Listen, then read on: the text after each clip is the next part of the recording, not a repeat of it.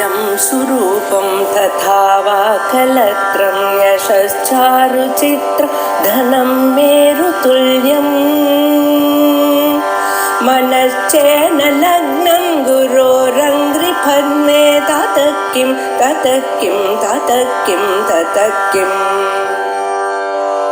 कलत्रं धनं पुत्रपौत्रादि सर्वं गृहं बान्धवा सर्वमेतद्विजातम्। ओम पूर्णमदः पूर्णमिदं पूर्णात् पूर्णमुदच्यते पूर्णस्य पूर्णमादाय पूर्णमेवावशिष्यते। ओम शांति शांति शांति। हरिः ओम श्री गुरुभ्यो नमः। हरिः ओम। ஜாபால உபனிஷத் பார்த்திருக்கோம்.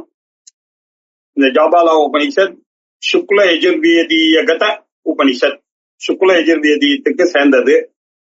ஜாபால சாக்கா அப்படின்னு ஒரு சாக்கா. ஜாபாலர்னா அந்த முனிவர் அப்படின்னு ஜாபால அவர் முனிவர் தான், அவர் பேர்லயே இருக்கக்கூடிய சாக்கா ஜாபால சாக்கா. காண்ம சாக்கா, மாத்தியந்தினிக சாக்கா மாதிரி ஜாபால சாக்கா அதுக்கு சேர்ந்ததான ஒரு உபனிஷத்து. இதுல 3 காண்டம் இருக்கு. கர்ம காண்டம் இல்லையா, பிறகு கர்ம உபாசனா காண்டம், அதற்கு அப்புறம் பிரம்ம காண்டம் அப்படின்னு ஞான காண்டம் அப்படின்னு சொல்லிருக்கு. இது ஒரு காலத்துல ஒரு கதா ரூபமாக வித்யாஸ்துதியாக ஆரம்பிக்கிறதுன்னு பார்த்தோம். மிதிலா உபவன பிரதேசத்துல பிராந்தத்துல இது நடக்கிற மாதிரி தெரியுது. யாக்ஞவல்கியர் அந்த சதஸெல்லாம் ஜெயிச்சு வித்வத் பிராமணர்கள் எல்லாம் ஜெயிச்சார். பிறகு ஜனகருக்கு பிரம்ம வித்யா உபதேசங்கள்லாம் பண்ணார். அதற்கு பிறகு கொஞ்ச நாளைக்கு அவர் அங்கேயே உபவனத்திலேயே தங்கியிருப்போம் அப்படின்னு சர்வஜ்ஞ கல்பராக திகழ்ந்தார் அப்படின்னு சொல்லியிருக்கு. அவர் சர்வஜ்ஞ கல்பராக அவர் இருந்தார் அங்க. அப்போ அந்த சமயத்துல தேவகுருவான பிரகஸ்பதி அவர்கிட்ட வந்து கேட்டார், எதுக்காக அவர் வந்தார் அப்படின்னா அபிமுக்தம் அப்படின்ற விஷயத்தை பற்றி அறிந்தவர் இவர் அப்படின்னு அவர் டிசைட் பண்ணார். அவர் என்ன பண்ணார், பிரகஸ்பதி அவர்கிட்ட போய் குருக்ஷேத்திரம்னு பிரசித்தி பெற்ற இடத்துல யாகங்கள்லாம் செய்கிறார்களே தேவர்கள்லாம், அதுதான் பிரம்ம பிரதிஷ்டையாகி இருக்கக்கூடிய இடம்னு சொல்றாங்களே, அதை பத்தி கொஞ்சம் சொல்லுங்க அப்படின்னு சொன்னார். அவர் சொன்னார், குருக்ஷேத்திரம் அப்படின்னாக்க பாப கர்மா, குத்சிதமான பாப கர்மாவை ரௌதி கொல்லுகிறக்கூடியதான க்ஷேத்திரம் அது அப்படின்னு சொல்லி, க்ஷேத்திரம்னா க்ஷேபணம் தராணம். ஒரு க்ஷேத்திரம் நீங்க சொன்ன காசி க்ஷேத்திரம்னு சொன்னா அதுல 2 குவாலிட்டி இருக்கணும் அந்த க்ஷேத்திரத்துக்கு. ஒண்ணு என்ன, உங்களுடைய பாபத்தை களையக்கூடியதான ஆற்றல் அந்த க்ஷேத்திரத்துக்கு இருக்கணும், க்ஷேபணம் அப்படின்னு பேரு. அதற்கு பிறகு திராணம். அது மட்டும் இல்ல, உங்களுக்கு நற்கதியை கொடுக்க வல்லமை பெற்றதாக இருக்கக்கூடிய ஒரு ஸ்தலமாக அது இருக்கணும் அப்படின்றதுனால குருக்ஷேத்திரம். குருக்ஷேத்திரம் அப்படின்னா இன்னொரு அர்த்தமும் இருக்குப்பா. குஹூனா பிருத்திவின்னு அர்த்தம், பிராணன் அப்படின்னு அர்த்தம். அது அந்த பிராணனானது எங்க வசிக்கிறது அப்படின்னா க்ஷேத்திரம்னு எது சொல்றோம், இந்த பாடியை தான் க்ஷேத்திரம்னு சொல்றோம். அது இந்திரிய ரூபமாக தேவர்கள் எல்லாம் யாகம் பண்ணி கொண்டு இருக்கக்கூடிய க்ஷேத்திரமாக விளங்குவது நம்மளுடைய இந்த பாடி மைண்ட் காம்ப்ளெக்ஸ் தான். அதுல இருக்கக்கூடியதான் குருக்ஷேத்திரம். இந்த குருக்ஷேத்திரம்னா என்ன தெரியுமா, இதுக்கு பேர் அபிமுக்த க்ஷேத்திரம் அப்படின்னு பேரு.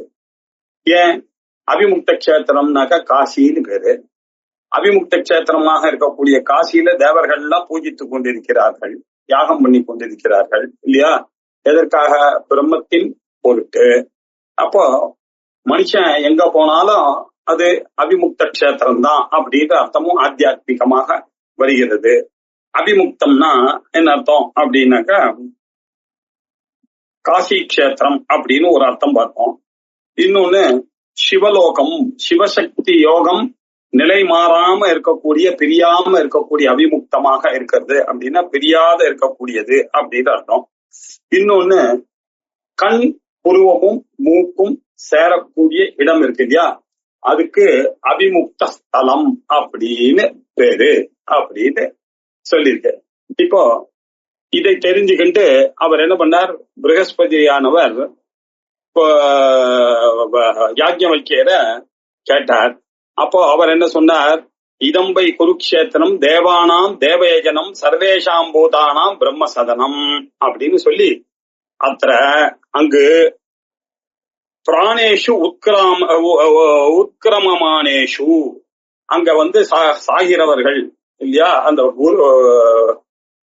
காசி கஷேத்திரத்துல யார் தன்னுடைய கடைசி காலத்துல மூச்சு பிராணனானது போகிறதோ அந்த சமயத்துல அந்த பகவானானவர் என்ன பண்றார், ருத்ரஹா தாரகம் பிரம்ம வியாச்சஷ்டே அப்படின்னாரு இல்லையா.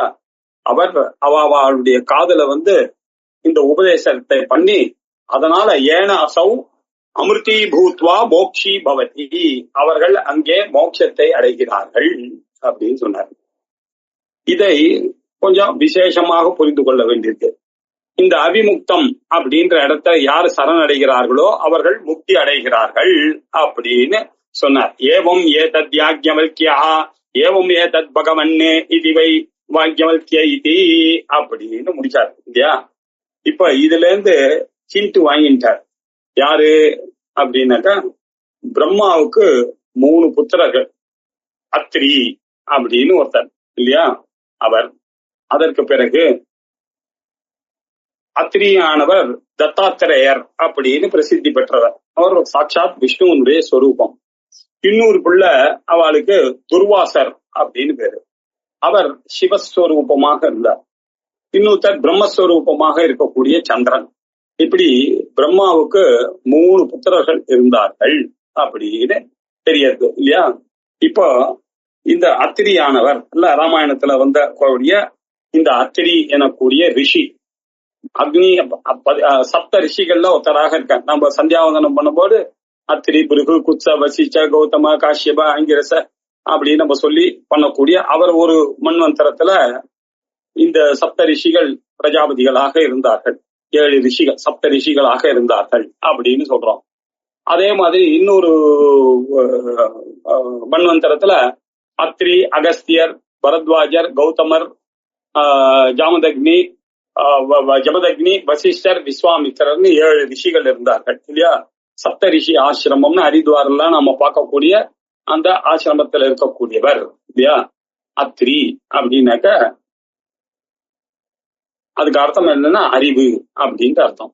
இப்படி அத்ரி எனக்கூடிய ஒரு மகரிஷி இங்க பிரகஸ்பதியானவர் இல்லையா இந்திரனுடைய குரு அப்படி சொன்ன உடனே பிரம்மாவனுடைய புத்திரனாக இருக்கக்கூடிய இல்லையா அவர் என்ன பண்ணாரு, அந்த ஹிண்ட பிடிச்சிட்டு இவர் ஒரு கேள்வி கேட்க ஆரம்பிச்சார் யாக்ஞவல்கியரை பார்த்து.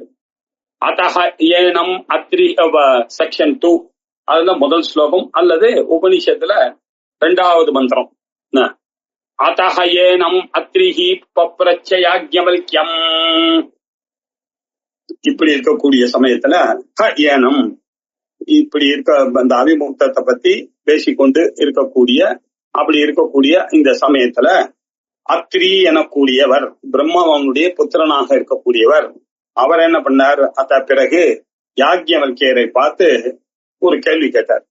என்ன கேள்வி கேட்டார், யஹா ஏஷஹா அனந்தஹா அவ்யக்தஹா ஆத்மா சகதம் அகம் விஜானியாம் இதி. யஹா இந்த ஆத்மா நீங்க சொல்ற இந்த ஆத்மாவானது அனந்தஹா ஆத்மாவானது ஆதியும் இல்ல அந்தமும் இல்லாததாக இருக்கிறது. சத்தியம் ஞானம் அனந்தம் பிரம்மா அப்படின்னு சொல்லியிருக்கு இல்லையா. இந்த பிரம்மமானது அனந்தமாக இருக்கிறது அப்படின்னு ஸ்ருதிகள்லாம் நமக்கு சொல்றது. அது மனோவாச்சாம் அகோச்சரமாக இருக்கு. அப்பிரமேயா சொப்பிரகாஷா மனோவாச்சாம் அதீதா அப்படின்னு மனோவாச்சாம் அது அந்த ரலம்லயே இல்ல அப்படின்னு சொல்றது. அவ்யக்தமாக இருக்குன்னு சொல்றது. அந்த ஆத்மாவை நான் கதம் அகம் விஜானியாம் அதை நான் எப்படி அறிந்து கொள்கிறது. பிரம்மமானது அனந்தம்னு சொல்றது, அவ்யக்தம்னு சொல்றது. ஆத்மாவையும் அதே மாதிரியே சொல்லிட்டு இருக்கு. அவ்யக்தோயம் அச்சிந்தியோயம் அப்படின்னு சொல்றாரு. இந்த பிரம்மத்தை ஆத்மா என்று நான் எப்படி அறிவது, அத்வைத ஞானமானது எனக்கு ஏற்படும் எப்படி ஏற்படும் அப்படின்னு கேட்டார். கேட்டவர் யாரு, பிரம்மபுத்திரர் கேட்டிருக்காரு.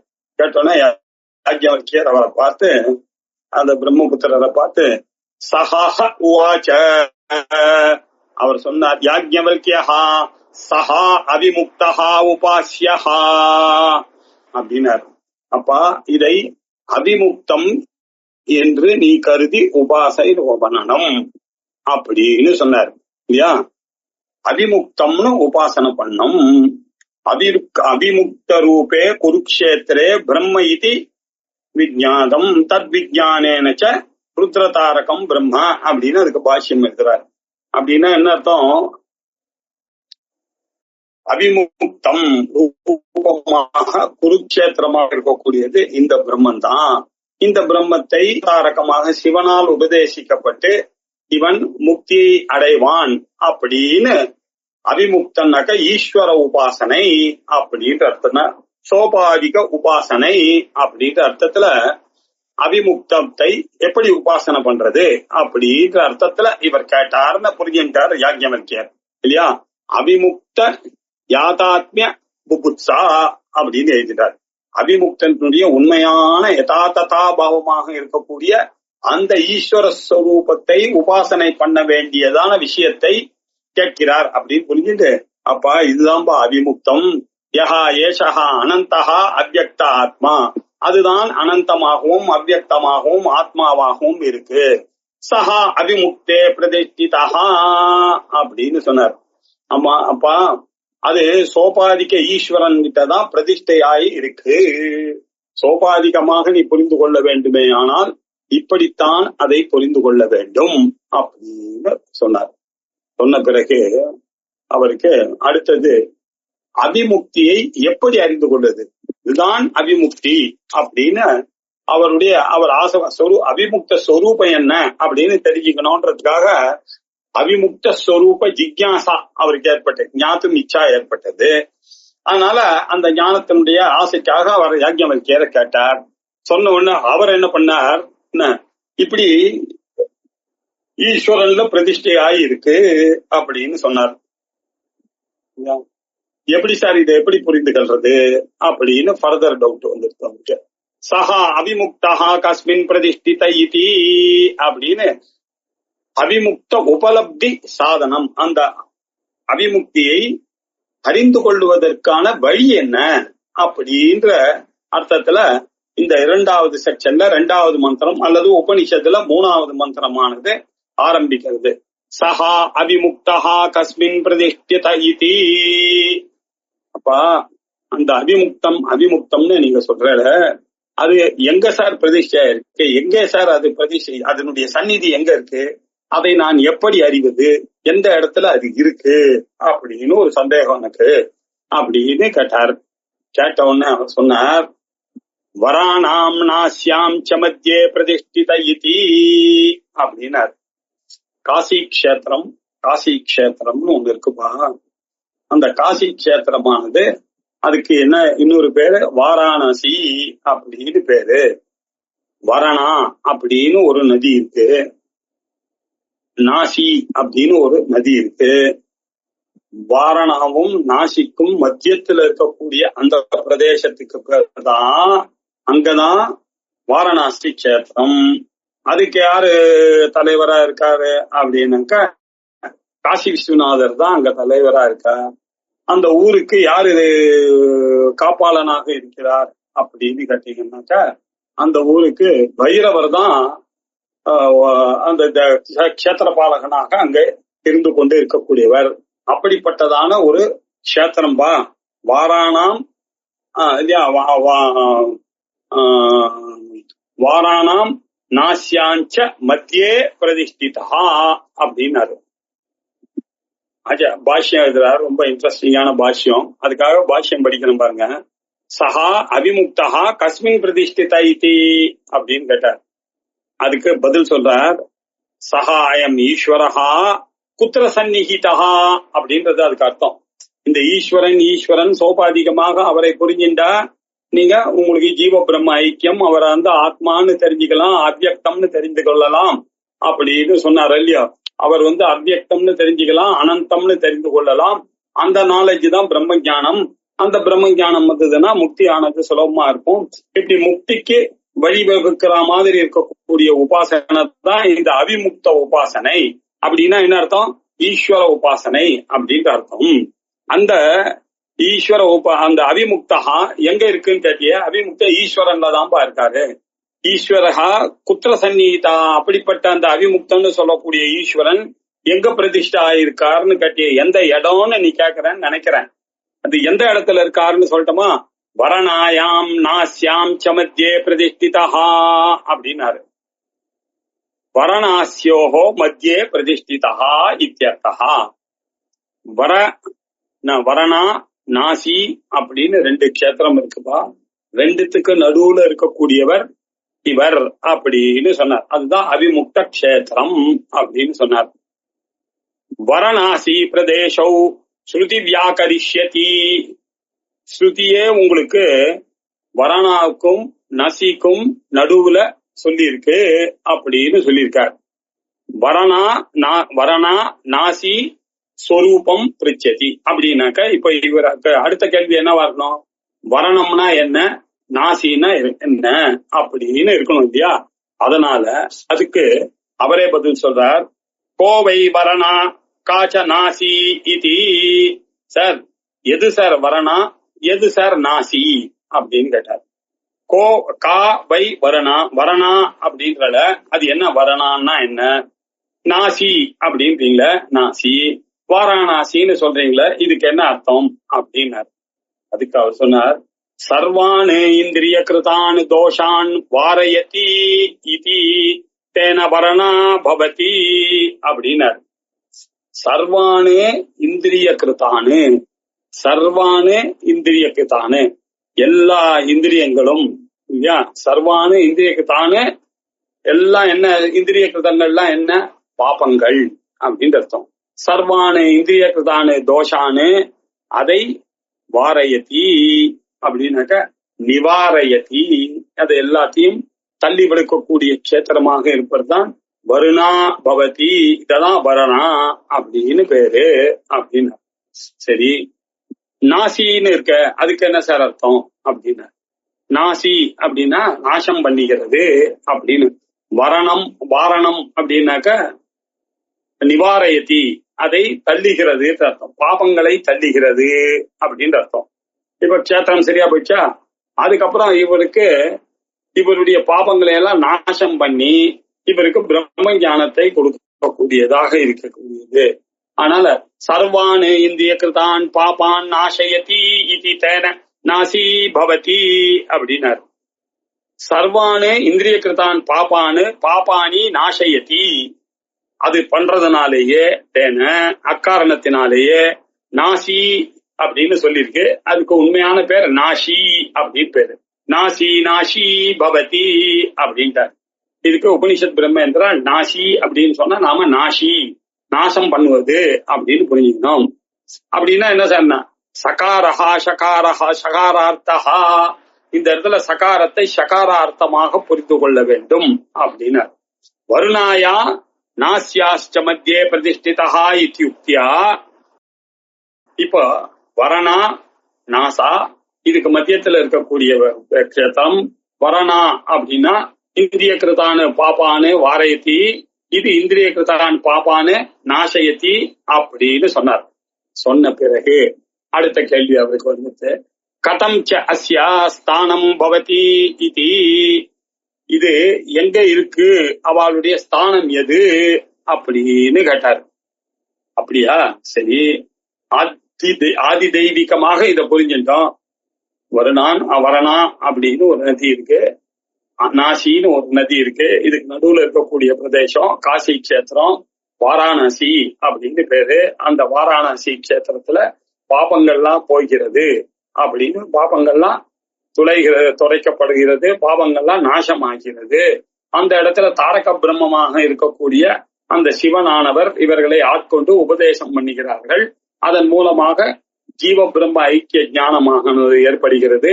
அந்த ஞானத்தின் மூலமாக இவர்கள் முக்தியை அடைகிறார்கள் அப்படின்ற அர்த்தம். இதை என்னமா உபாசிக்கிறது இல்லையா? அது ஆதி தெய்வீகமாக நீங்க சொல்றது கரெக்டா இருக்கு. ஒரு பிளேஸ் இருக்கு, கஷேத்திரம் இருக்கு. இப்போ நம்ம சாஸ்திரங்கள்லாம் எப்படி இருக்கு அப்படின்னா,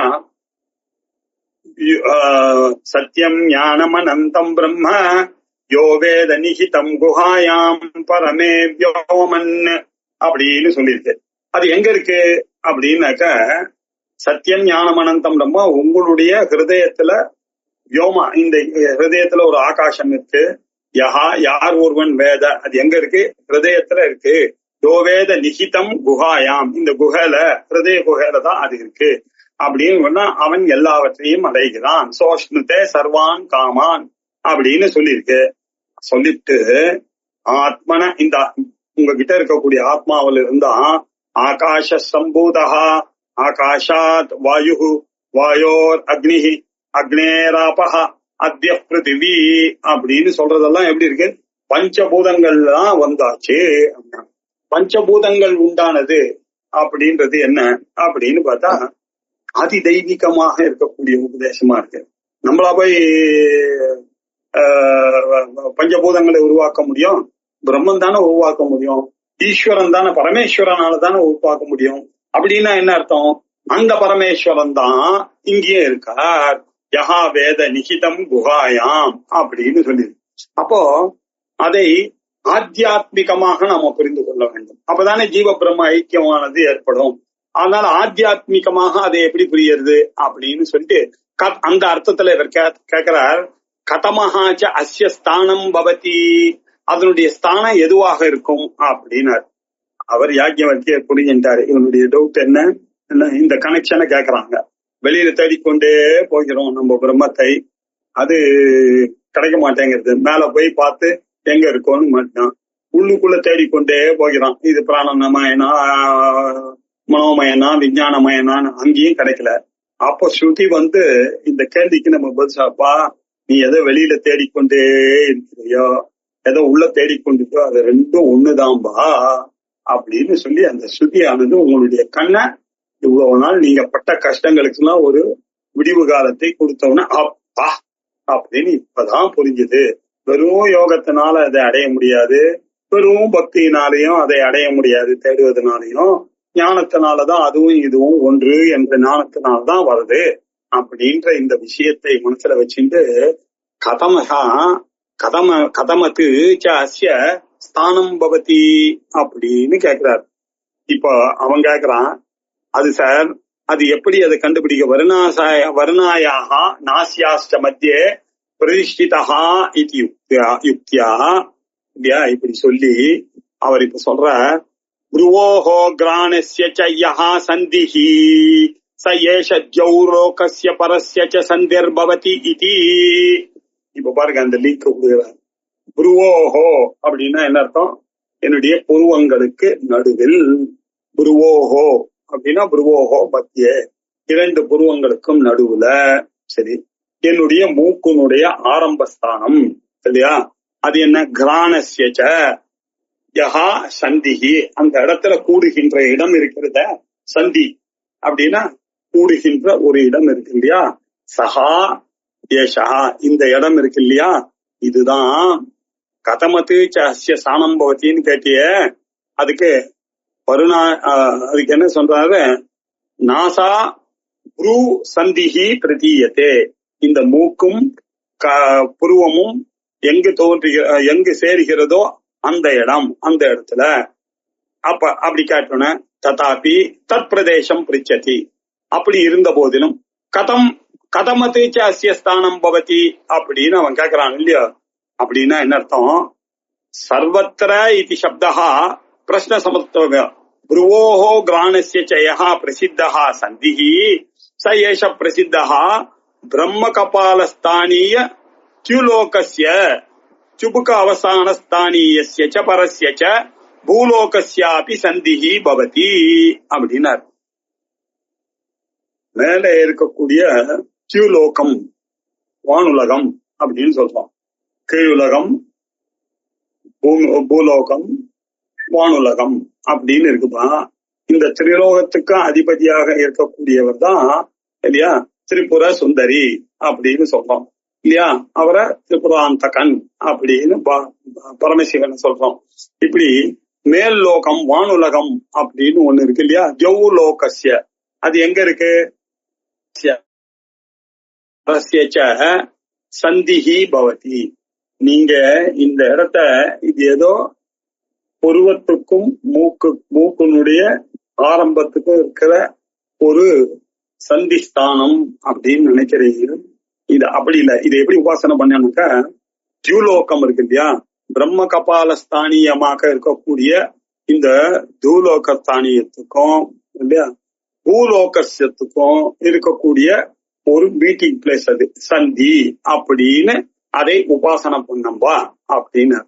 புருவோஹோ கிராணஸ்ய இல்லையா, அந்த கண்ணுக்கும் காதுக்கும் எப்படி சந்தி இருக்கோ அதே மாதிரி மேல் உலகத்துக்கும் இந்த பூலோகத்துக்கும் ஒரு கனெக்ஷன் இருக்குப்பா.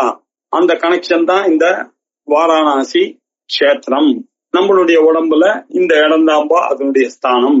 லோகத்வய சமுச்சயார்த்தா சகாரஹா, அங்க ஒரு சகாரம் போன்ற பரஸ்யச்ச சந்திஹி அப்படின்னு போட்டாரு இல்லையோ, அந்த சகாரத்தினால நமக்கு என்ன சேர்ந்தது, இது ரெண்டும் சேர்த்து புரிந்து கொள்ள வேண்டும். ஏதத்வை ஏதமேவ, இதுவும் அதுவும் ஒண்ணுதான். அது எங்கேயோ காசியில இருக்கு, அங்க இருக்குன்னு நினைச்சுக்காதீங்க. நீங்க போற இடத்துல எல்லாம் அபிமுக்தம் இருக்கு, இங்க இருக்கு. நீங்க இருக்கிற இடம் தான் வாரணாசி. நீங்க வாரணாசிக்கு போனீங்கன்னா உங்களுக்கு அந்த முக்தி. அப்படி அதை புரிந்து கொள்ள வேண்டும். ஏதத்வை ஏதமேவ சந்தீயதே அஸ்மின் விமுக்தம் இதி சந்திஹி ஸ்வ ஆத்மா. இப்படி இருக்கக்கூடிய அந்த சந்தியை அறிவது இருக்கு இல்லையா, ஏதத்வை சந்திஹி சந்தியாம் பிரம்மவிதா உபாசதே இதி. இதைத்தான் சந்தி சந்தி என்று கொண்டு சந்தியா உபாசனம் என்று பிரம்மவித்துக்கள் எல்லாம் உபாசத்தே, மூலத்துல உபாசத்தே, இதைத்தான் பிரம்மவித்துக்கெல்லாம் உபாசித்துக் கொண்டிருக்கிறார் அப்படின்னார். இந்த புரு கிராண சந்தௌ பிரம்மவிதா உபாசத்தே அப்படின்னு நமக்கு தெரியுது. பிரம்மவித்துக்கள்லாம் எப்படி அந்த பிரம்மத்தை அறிந்தார்கள் ரிஷிகள்லாம் அப்படின்னா, இந்த புருவத்தினுடைய சந்தியிலையும் மூக்குனுடைய நுனியையும் தான் பிரம்மஸ்தானமாக இவர்கள் அறிந்து அதை உபாசித்தார்கள் பிரம்மவித்துக்கள். அந்த இடத்துல அப்படி உபாசனை பண்ண என்ன சார் ஆகும், தத்ரத்ய இல்லையா ஜோதிர்லிங்க தியானபராகா பவந்தி. அந்த இடத்துல ஒரு அறிவு ஜோதியானது ஏற்படுகிறது, ஒரு அடையாளமானது இவர்களுக்கு ஏற்படுகிறது. அந்த ஒரு அறிவானது அந்த இடத்துல இவர்கள் இப்படி ஆத்தியாத்மிகமாகவும் ஆதி தெய்வீகமாகவும் ஆதிபூதமாகவும் எது சௌபாதிகமாக விளங்குகிறதோ அதுதான் எங்கிட்ட இருக்கக்கூடிய நிரூபாதிகமான ஒரு சைத்தன்யம், என்னுடைய தகராகாசத்துல இருக்கக்கூடிய ஒரு சைத்தன்யம் அதுதான் அப்படின்னு சொல்லி யார் உபாசிக்கிறார்களோ அந்த உபாசனைக்கு பேர் தான் சஹா அபிமுக்தா உபாஸ்ய இதி. இப்படித்தான் இந்த அவிமுக்தத்தை உபாசனை பண்ண வேண்டும் என்று ஸ்ருதியே நமக்கு வியாக்கியானம் பண்ணி, இது வியாக்கியாதம், ஸ்ருதியே நமக்கு வியாக்கியானம் பண்ணிவிட்டது. ஓஹோ, இப்படி பண்றதுதான் அந்த ஜீவன் முக்தி ஐக்கியத்துக்கு உண்டான சாதனையா அப்படின்னு அவர் தெரிஞ்சு கொண்டார். யாரு, அத்திரியானவர் யாக்ஞவல்கியரிடமிருந்து பிரம்மாவனுடைய புத்திரர் இதை புரிந்து கொண்டார். அவருக்கு அவிமுக்தம்ன்ற ஐடியா இருந்தது. பிரகஸ்பதியினுடைய கேள்வியை புரிஞ்சின்றார். அதற்கப்புறம் அது எங்க இருக்கு அப்படின்றதை அவருக்கு தெரிந்தாலும் அதை 4 பேருக்கு அவரை நிமித்தமாக வைத்துக் கொண்டு நம்மள மாதிரி ஆளுங்களுக்கும் அது தெரிய வேண்டும் என்பதற்காக அந்த அவிமுக்தம் என்ற ரகசியார்த்தமானது இந்த இடத்துல இருக்கக்கூடியது. அந்த இடத்துல இருக்கக்கூடியது ஜீவ பிரம்ம ஐக்கிய தத்துவம் தான் பா. இதைதான் ஆக்ஞா சக்கரம்னு யோகத்துல சொல்றாங்க. இந்த ஆக்ஞா சக்கரத்துல பாத்தீங்கன்னா 2 இதழ் தாமரையானது இருக்கிறது. இந்த 2 இதழ் தாமரை வரைக்கும் சாஸ்திரங்களும் குருவும் உங்க கூடவே வந்து இல்லையா, சிரவணம் மனனம், இது ரெண்டும். சிரவணம்னா என்ன அர்த்தம், பிரமாண அசம்பாவனை. நமக்கு வேதாந்தத்துக்கு வந்த பிறகு கூட குருவானவரும் இந்த சாஸ்திரமும் நமக்கு நீதான் பிரம்மம் அப்படின்னு திரும்ப திரும்ப திரும்ப திரும்ப சொல்றது. நம்மளும் அதை திரும்ப திரும்ப திரும்ப கேட்டுக்கொண்டே இருந்தோம்.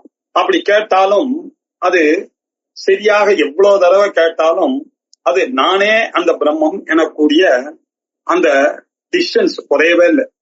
பிரம்மன்னு சொல்றது அப்படின்னு சொல்றேன்னு தவிர நானா பிரம்மன்ற ஒரு நினைப்பானது வரல. அதனால என்ன பண்ணார், பா உனக்கு இந்த பிரமாணத்துல சம்பாவனை இருந்ததுன்னா கேட்க கேட்க கேட்க கேட்க உன்னை எரியாம பண்ணிடுவேன்பா அப்படி. சரி சார், அப்படி கேட்டு வரலன்னா என்ன பண்றது அப்படின்னா, அப்போ உனக்கு சந்தேகம் அது சொல்ற விஷயத்துல இருக்கு. எப்படி பிரம்மமும் ஜீவனும் ஒன்னா இருக்க முடியும் அப்படின்ற சந்தேகம் இருக்கு இல்லையா? அதுக்கு உனக்கு லாஜிக்கா தரேன், மனனம் பண்ணு. நிறைய உபனிஷத் என்னெல்லாம் லாஜிக் சொல்றதோ அந்த லாஜிக் எல்லாம் சேர்ந்து பண்ணணும். கேட்க கேட்க கேட்க வீட்டுக்கு போய் ஒரு தடவை யோசிச்சு பாருங்க. கரெக்ட் தானே? இந்த உலகத்துல எல்லாமே எஃபிமரல் தானே, ஆத்மா ஒண்ணுதானே சத்தியமா இருக்கணும், அனாத்மாக்கள் எல்லாம் அனித்தியமா தானே இருக்கணும் இப்படின்னு நம்ம யோசிக்கிறோம் இல்லையா?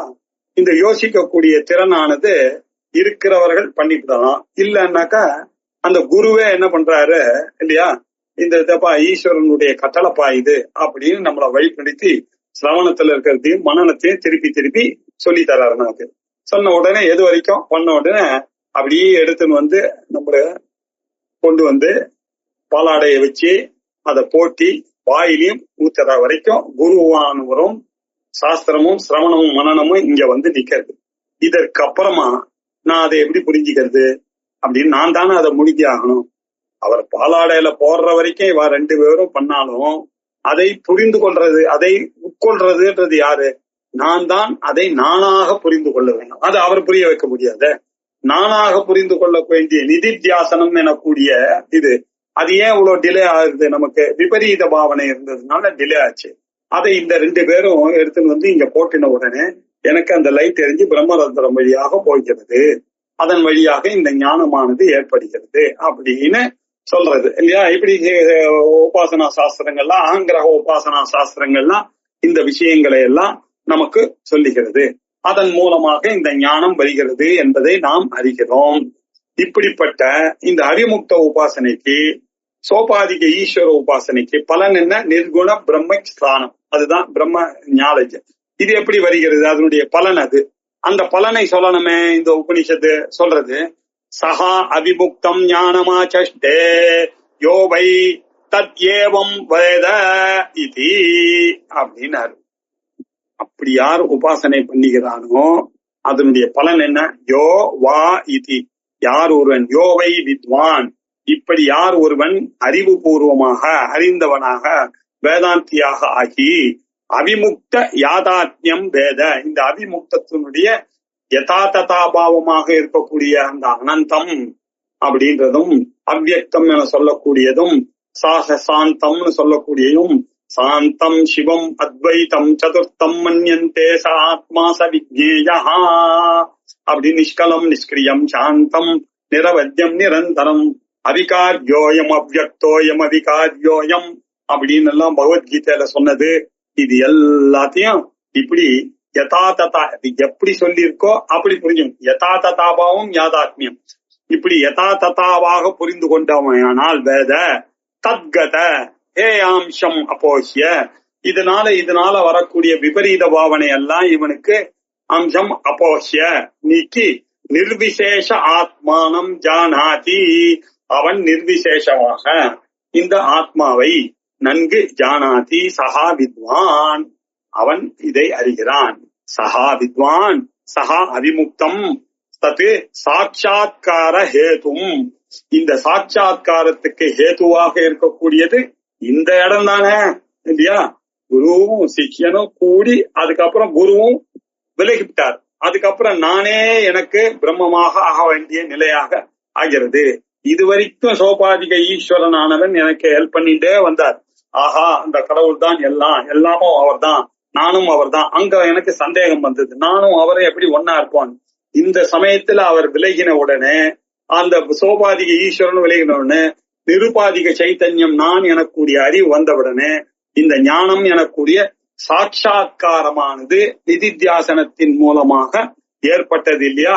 தத் சாட்சாத்கார ஹேதும் ஞானம் ஆச்சஷ்டே, அதுதான் சார் ஞானம் அப்படின்னு சொல்லி ஸ்வயம் ஈஸ்வர பாவம் ஏத்திய இவனே அந்த ஈஸ்வர பாவத்தை அடைந்து ஸ்வபக்த படல சரண தசாயாம் தாரக ஞான உபதேசம் கரோதி. அந்த சமயத்துல வந்துதான் அந்த ஈஸ்வரனானவன் இவனுக்கு தன்னுடைய பக்தனாக இதுவரைக்கும் காவல கஷ்டப்பட்டு கொண்டிருந்த கூடிய அவனுக்கு சரமதசாயாம், சரமதசான்னா அகண்டாகார விருத்தி இல்லையா, அதுக்கு பேர் தான் சரம விருத்தி அப்படின்னு. கடைசி எண்ணம் அதுதான். இந்த எண்ணங்களை வைத்து எதையோ போட்டு குழப்பி கொண்டிருந்த எண்ணெய் கடைசி எண்ணமாக அதை ஆக்கி அதுல இருக்கக்கூடிய நான் தான் அது, நீயும் நானும் ஒண்ணுதான் அப்படின்னு சொல்லி தத்துவமசி அப்படின்ற உபதேசத்தை பண்ணி இவன் இந்த ஆக்ஞா சக்கரத்தின் மூலமாக அகம் பிரம்மாஸ்மி அப்படின்னு அந்த உபதேசத்தை வைத்து இந்த தாரக ஞான உபதேசம் கரோதி. இப்படித்தான் இந்த ஞானிக்கு பரபிரம்மமானது பரமேஸ்வரனானவன் தாரக உபதேசம் பண்ணுகிறார். இதை சிம்பாலிக்காக புரிய வைக்கிறதுக்காகத்தான் காசி கஷேத்திரத்துல ஒவ்வொரு மனிதனும் இறக்கும் பொழுது அவனுடைய காதுல பரமேஸ்வரனானவர் சத்தியம் அப்படின்னு சொல்லி இந்த உண்மையான தத்துவத்தை இல்லையா ராமநாம சத்யஹை அப்படின்னு சொல்லி கொண்டு தூக்கி கொண்டே போவார்கள். ஏன்னா அங்க சாகிறவர்கள் எல்லாம் முக்தி அடைகிறார்கள் அப்படின்னு நினைப்ப. அங்க யாரும் போன்றவர் திரும்பவும் பிறப்பதில்லை, காசியில போடுவோம். அதேதான் வேதாந்த பூர்ணமா அது இப்படி புரிஞ்சுதோம்னா சரியா போதும். இப்படி அந்த தீர்த்தாசனத்தினால இவனுக்கு சரம ஜென்மாவாக இது அடைகிறது, சரம தசையாக அமைகிறது. இவன் திரும்பவும் பிறப்பதில்லை, ஞானியாக ஸ்வயம் நிர்விசேஷ பிரம்மைவ பவதி, அவனே நிர்விசேஷமான அந்த பிரம்மமாக ஆகிவிடுகிறான் அப்படின்னு அத்திரிக்கு யாக்ஞவல்கியர் அருமையான ஒரு உபதேசமானது இந்த யாவால உபனிஷத் மூலமாக அவிமுக்த உபாசனையினால, அவிமுக்த உபாசனை எப்படி முக்திக்கு சாதனமாக அமைகிறது, இந்த அர்த்தத்துலதான் அவிமுக்த ஸ்தலமானது இருக்கு. அங்க இருக்கக்கூடிய முக்தி அடைகிறார்கள்ன்றதுடைய தத்துவம் என்ன அப்படின்னாக்க இந்த ஆக்ஞா சக்கரத்துல பண்ணக்கூடிய அவிமுக்த உபாசனை பிரம்ம உபாசனை அப்படின்னு சிரவண மனனத்தினால நாம பண்ணக்கூடிய இந்த உபாசனை தான் அது. இந்த உபாசனை சோபாதிகமாக நிருபாதிகமாக இருக்கக்கூடிய அந்த பிரம்மத்தை அறியும்படி உபதேசம் பண்ணுகிறது. அந்த தாரக பிரம்மமானது ருத்ரனுடைய வேலை அங்க இப்படி பண்ணி இவனை ஞானியாக ஆக்கிறார் அப்படின்னு இந்த உபனிஷத் அந்த வழியை சொல்லி கொடுத்தது. இதற்கு பிறகு திருத்தீய கண்டஹா அத்தஹ ஏனம் பிரம்மச்சாரின ஊச்சுஹு. இப்போ அத்திரி கேள்வி கேட்டார். முதல்ல ப்ரகஸ்பதி கேட்டார். ப்ரகஸ்பதி ரொம்ப பெரியவர், அவர் 4 பேருக்கு தெரியணும்ன்றதுக்காக கேட்டார். அதற்கு பிறகு அத்திரி ஒரு கேள்வி கேட்டார், சொன்னார். அப்புறம் அங்க இருக்கக்கூடிய பிரம்மச்சாரிகளோட தானே அவர் அங்க உபவனத்துல இருந்தார். அந்த உபவனத்துல இல்லையா இருக்கக்கூடிய சிஷ்யர்கள்லாம் அந்த குருகுலத்துல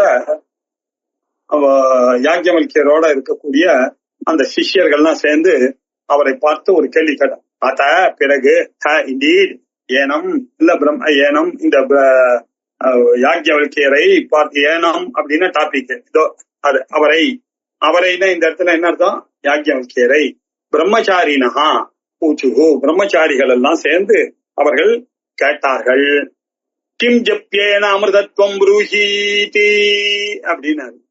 சார், எதை ஜபம் பண்றதுனால மனிதனுக்கு ஜபம் பண்றதுனால அமிர்தத்துவம் வருமா? ஃபர்ஸ்ட் கேள்வி.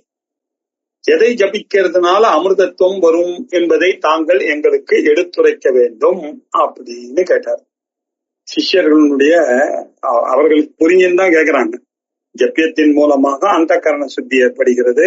அந்த கரணி சுத்தி ஏற்படுறதன் மூலமாக நம்ம மனசு கண்ணாடி மாதிரி ஆகிறது.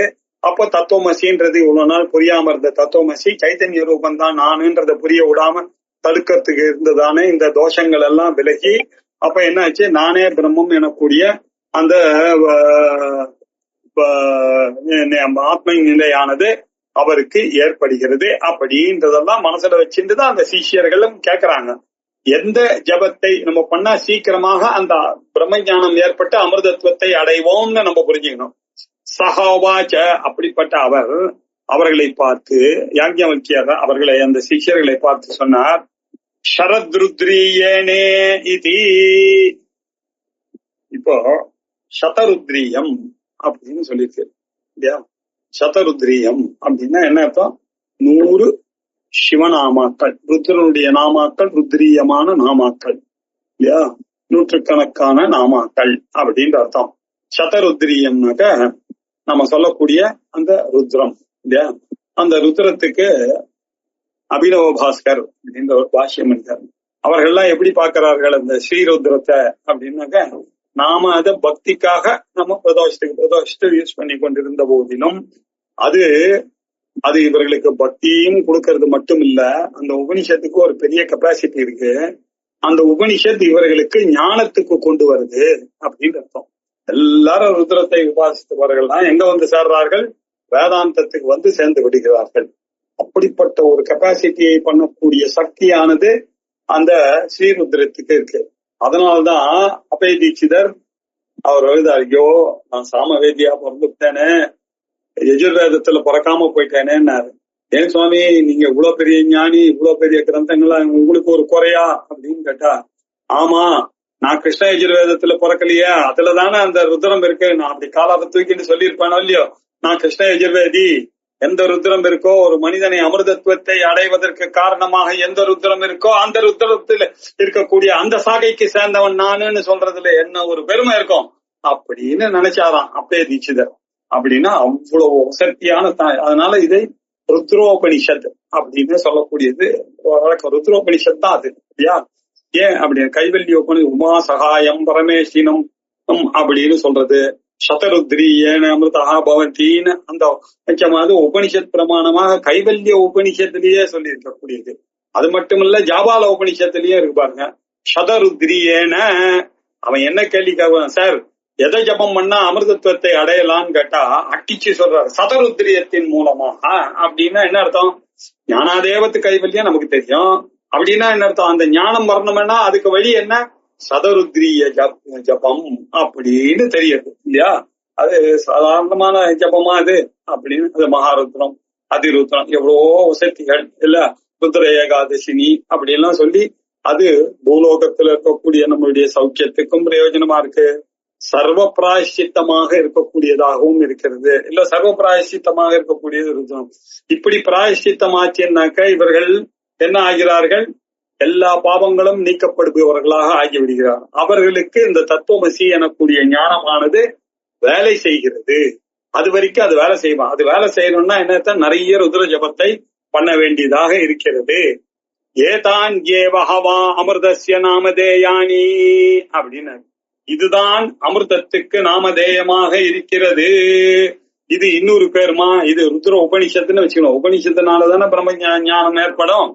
இந்த ருத்ரத்தினால உனக்கு அமிர்தத்துவம் கிடைக்கிறதுன்னா ஞானம் கிடைக்கிறதுன்னு அர்த்தம். ஞானம் கிடைக்கிறதுன்னா அந்த உபனிஷத்து என்னமா இருக்கணும்?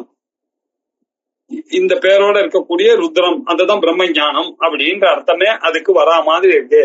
ஏதை ஹவா அமிர்தோ பவந்தி, இதன் மூலமாகத்தான் அவன் அமிர்தனாக ஆகிறான் அப்படின்னு ரொம்ப பார்த்து புரிந்துக்க வேண்டியது.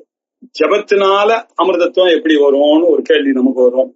ருத்ரத்தினால எப்படி சார்? ருத்ரம் பகவான இப்ப நம்ம பவாயச்ச ருத்ராயச்ச சர்வாயச்ச அப்படின்னு சொல்லிட்டே இருக்கு. வேற வேற பேர்லாம் நம்ம இரிஞாயச்ச பிரபத்தியாயச்சன்லாம் சொல்றது.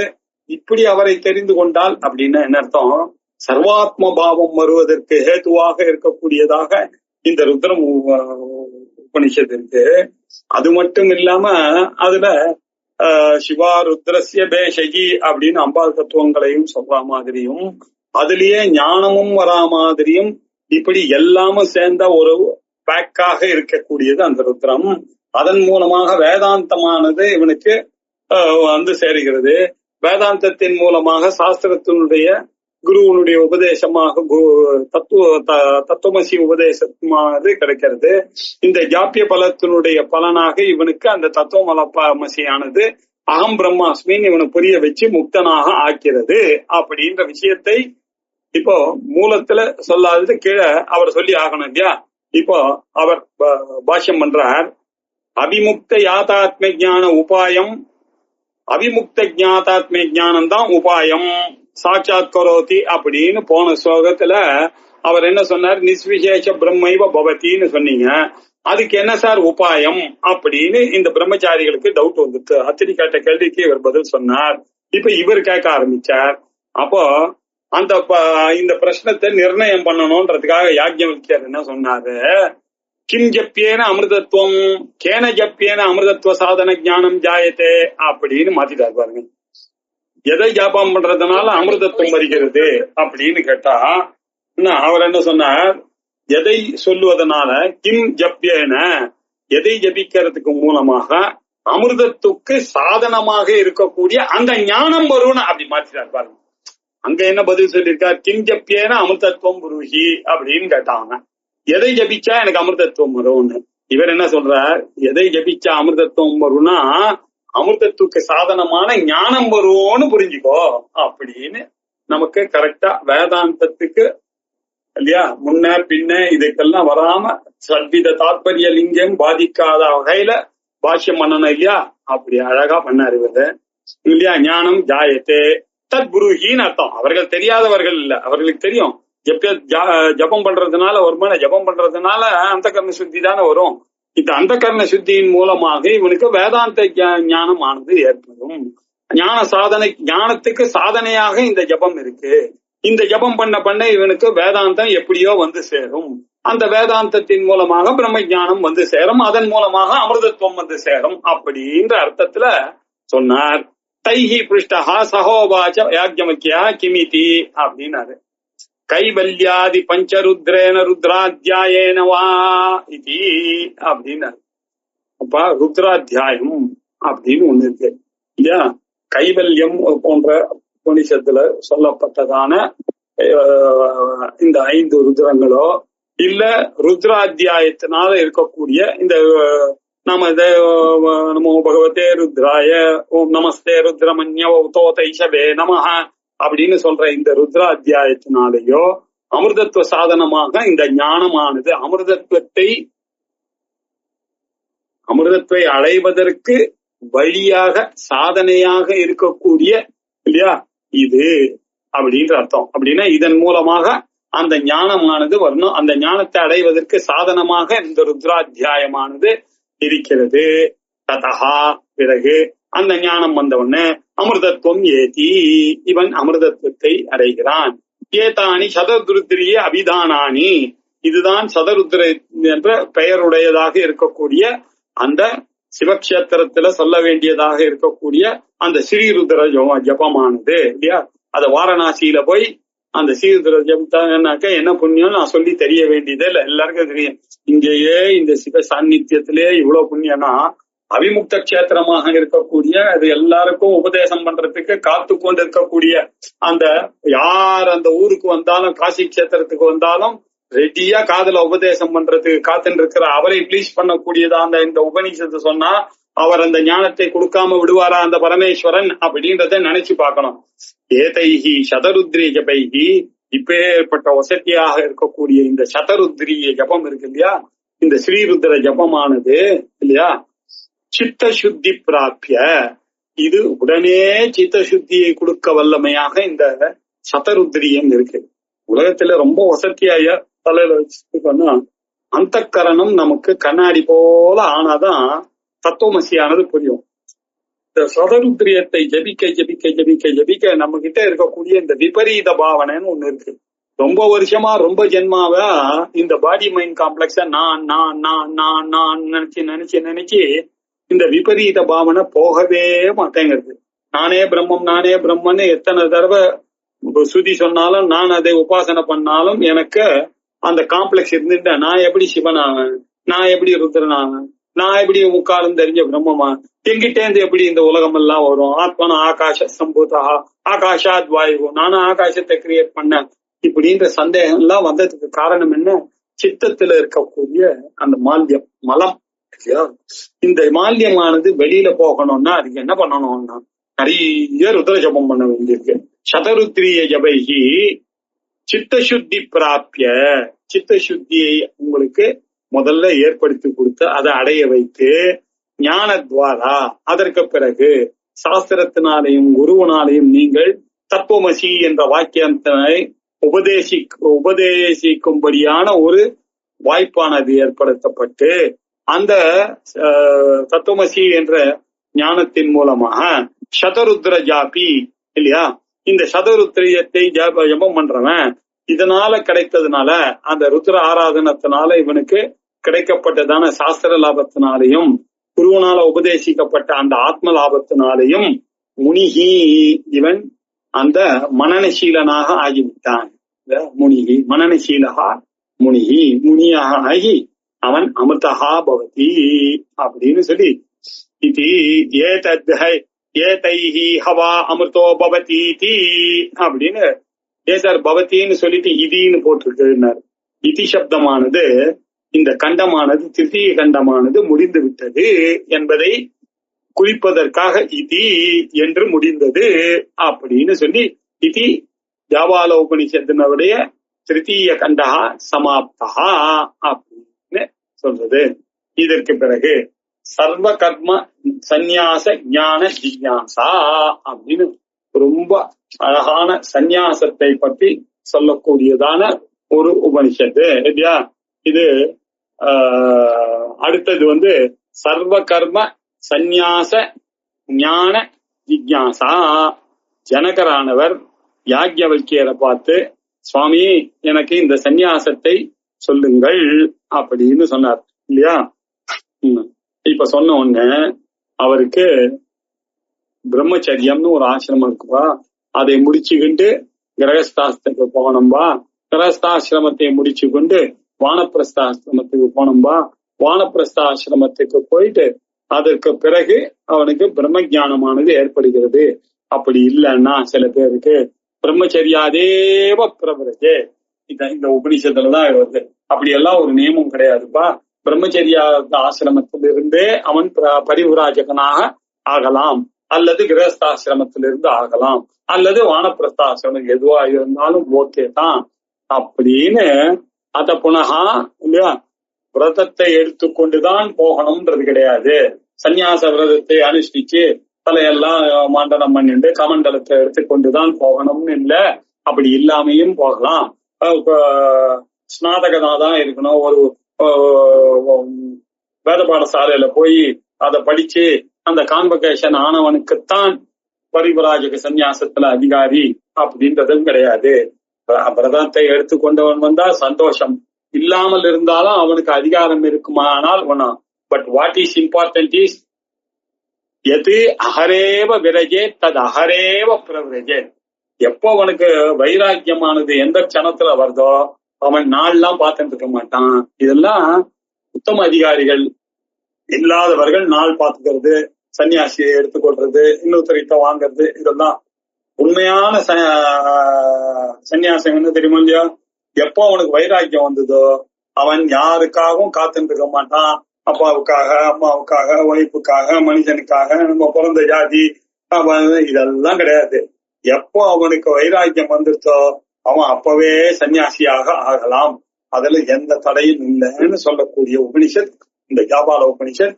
இதனுடைய அருமையான இந்த போர்ஷனை அடுத்த திங்கட்கிழமை அன்னைக்கு பார்க்கலாம். ஓம் போர் நமத போர் நமிதம் போர் நாத் போர் நமுதச்சதே பூர்ணஸ்ய பூர்ணமாதாய பூர்ணமேவாவசிஷ்யதே.